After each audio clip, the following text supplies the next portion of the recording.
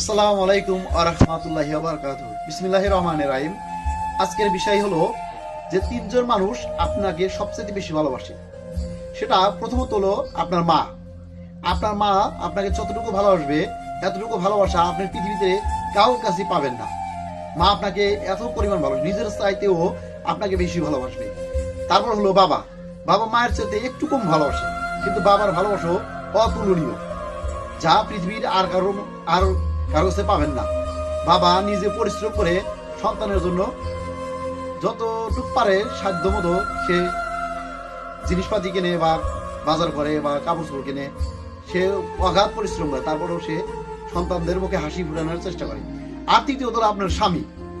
আপনার স্বামী আপনাকে যতটুকু ভালোবাসবে ততটুকু ভালোবাসা আপনাকে কেউ দিবে না, কারণ স্বামী আপনার চাইতে স্বামী ধৈর্যশীল হয়।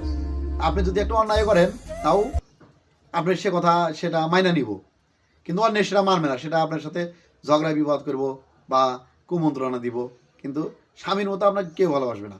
অতএব স্বামীর অবাধ্য হবেন না এবং বাবা মার অবাধ্য হবেন না। এবং আর এই পুরুষের জন্য হলো তার স্ত্রী। আপনার স্ত্রী যতটুকু আপনাকে ভালোবাসবে ততটুকু ভালো কেউ আসবে না।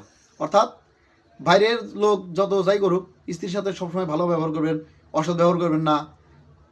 তাদের প্রয়োজন মতো যা লাগে এনে দিবেন, তারা যেটা নিষেধ করে সেটাও করা যাবে না, আবার স্বামী যেটা নিষেধ করে ওটাও করা যাবে না।